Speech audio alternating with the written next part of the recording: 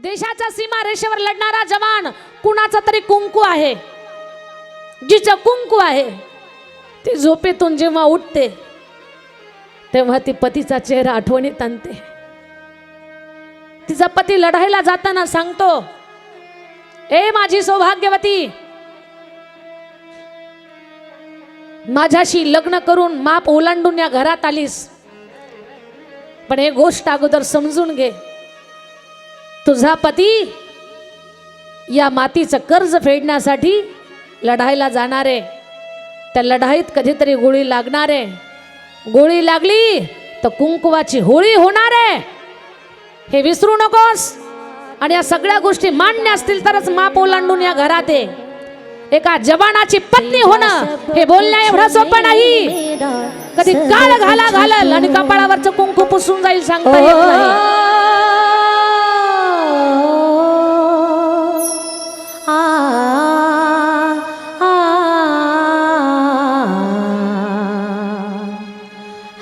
सज्जनांनो, कान देऊन ऐका.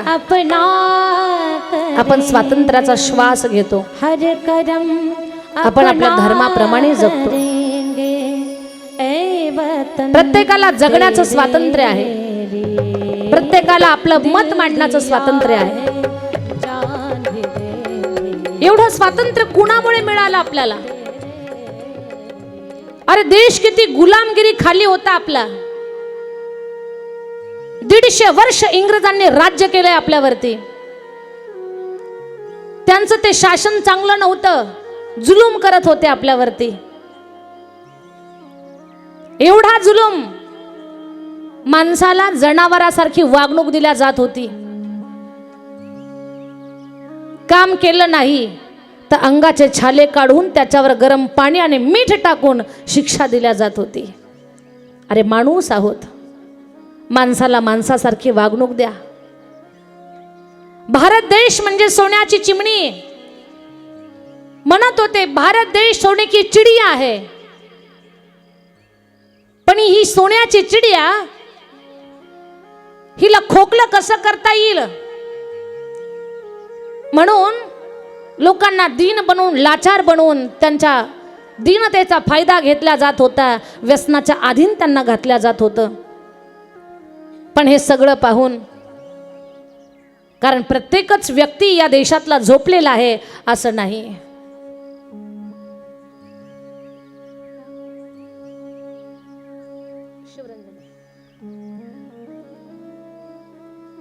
या मातीमध्ये जन्माला आलेला मातृभक्त, की ज्याचं नितांत प्रेम या भूमीवरती आहे, जागा झाला.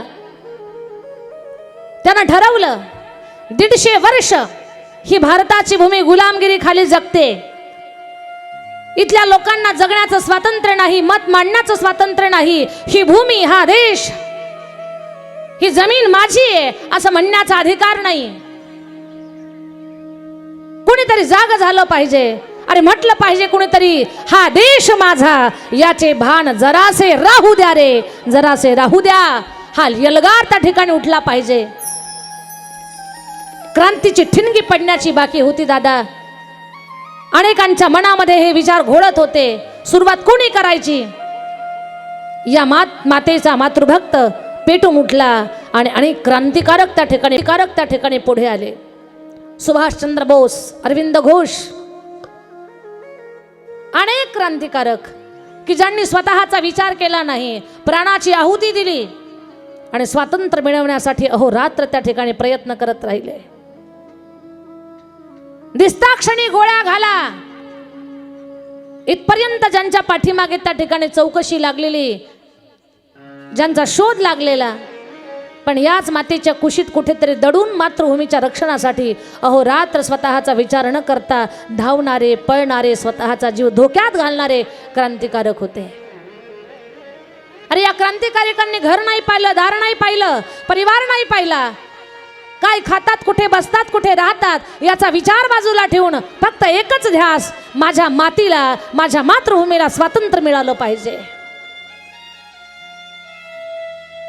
सांगू तुम्हाला,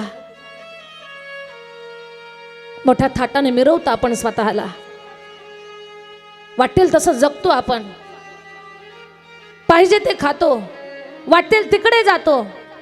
मनासारख्या सगळ्या गोष्टी आहेत. कशामुळे आहेत मनासारख्या गोष्टी? हे स्वातंत्र्य कुणामुळे मिळालं? काय केलंय आपल्या लोकांनी?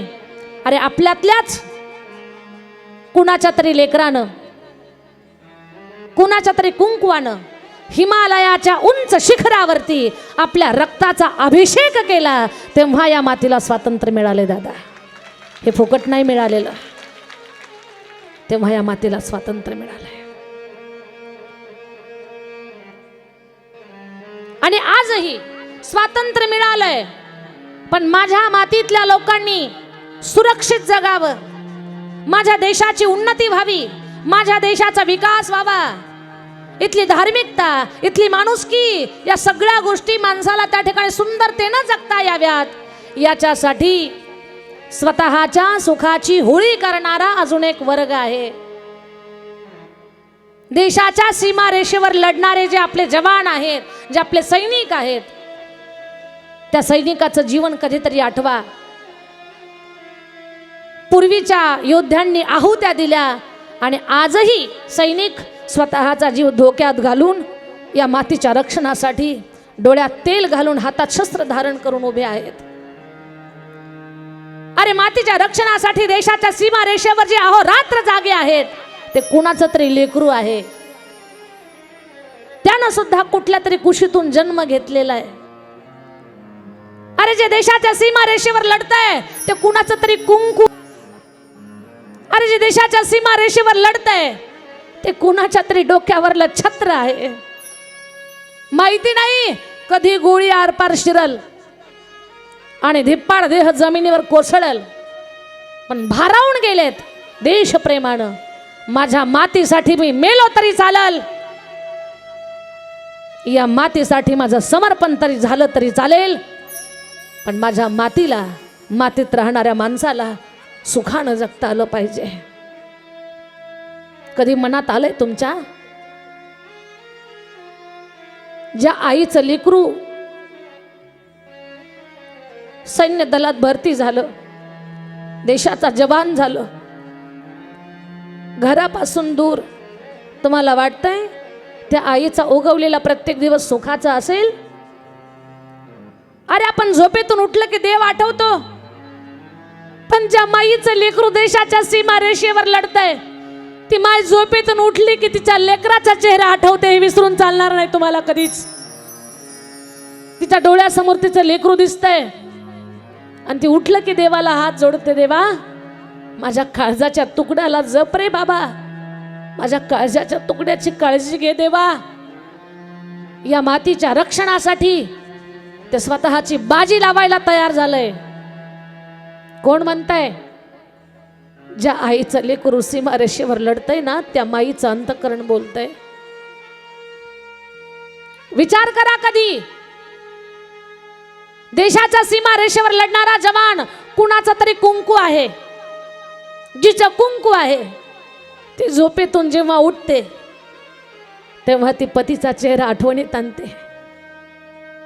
तिचा पती लढायला जाताना सांगतो, ए माझी सौभाग्यवती,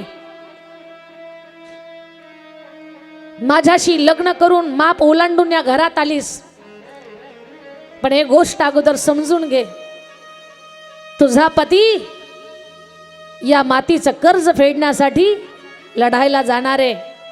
त्या लढाईत कधीतरी गोळी लागणार आहे. गोळी लागली तर कुंकवाची होळी होणार आहे, हे विसरू नकोस. आणि या सगळ्या गोष्टी मान्य असतील तरच माप ओलांडून या घरात आहे. एका जवानाची पत्नी होणं हे बोलण्या एवढं सोपं नाही. कधी काळ घालल आणि कपाळावरचं कुंकू पुसून जाईल सांगता येत नाही. जवानाच्या पत्नीचं मन कधी जाणायचा प्रयत्न करा. तिला नाही का वाटत आपला पती आपल्या अवतीभोवती असावा? तिला नाही का वाटत तुम्ही तुमच्या पतीच्या ताटामध्ये पंचपक्वान्न मांडता, जीव घालता, आग्रह करता जेवायला? तिला नसल का वाटत आपण आपल्या पतीला ताट भरवावं, जीव घालावं? तुम्हाला काय आवडतं पती मी ते करून देते असं तिला सुद्धा म्हणावंसं वाटत असेल का? माणूस नाही ती? मन नाही तिला? तिला नाहीत का भावना? तिला नाही का पतीच्या सोबत असं कुठेतरी फिरायला जावंसं वाटत नाही तिला? अरे वाटतं ना, पण सुखाला तिलांजली दिली तिनं का, माझा पती या देशाचा जवान आहे, त्याला त्याचं कर्तव्य पार पाडताना मी माझ्या पत्नीत्वाचं बंधन त्याला कधी आडवं आणणार नाही. आठवा कधीतरी, जो जवान देशाच्या सीमारेषेवरती लढतोय, तो जवान कुणाच्या तरी डोक्यावरचं छत्र असतो. त्याची लेकरं गावाकडे वाट पाहत असतात त्याची. कधीतरी आईला आणि कधीतरी आजीला विचारत असतात, आजी बाबांना कधी सुट्टी मिळणार आहे, आई माझे बाबा कधी येणार आहेत. त्या लेकराला माहिती नाही आपले बाबा गावाकडे येतील का बाबाची अंत्ययात्रा गावाकडे येणार आहे, हे लेकराला माहिती नसतं.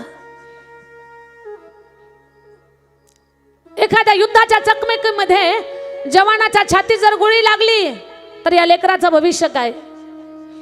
लेकराला सगळं मिळेल, धन मिळेल, मान मिळेल, जवानाचं लेकरू, अरे शहीदाचं लेकरू, मोठा सन्मान मिळेल, पण बाप मिळेल का पुन्हा, डोळ्यानं बाप पाहायला मिळेल का.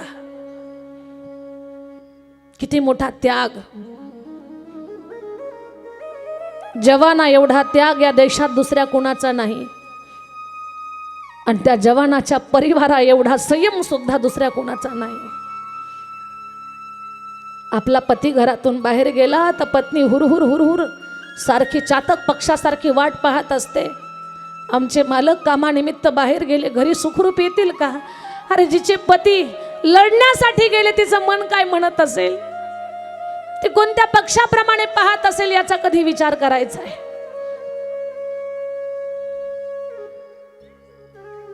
त्या जवानांच्या त्यागाची, त्या परिवाराच्या त्यागाची, समर्पणाची बरोबरी कोणी करू शकत नाही.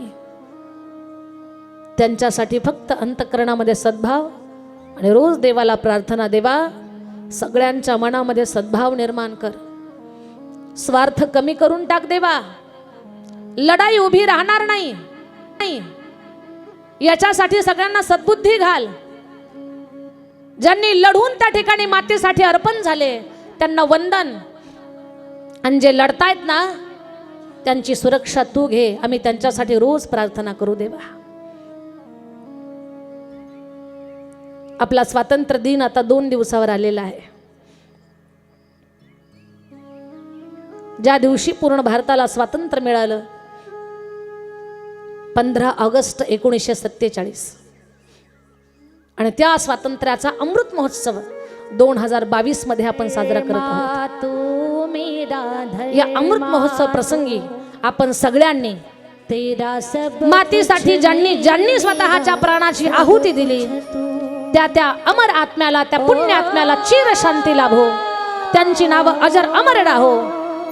मातीसाठी अर्पण झाले, देवाला प्रार्थना करू, देवा जे अर्पण झाले त्यांना पुन्हा जन्माला घाल, याच भारताच्या मातीत जन्माला घाल, आणि पुन्हा त्यांच्या हातनं असंच कर्तृत्व घडून दे. त्यांच्या हातनं हजारो त्या ठिकाणी युवान जवान तयार होऊ दे. आता मोजके जवान असतील पण प्रत्येकाच्या मनामध्ये मातृभूमीविषयी प्रेम निर्माण होईल असा भाव जागा होऊ दे देवा.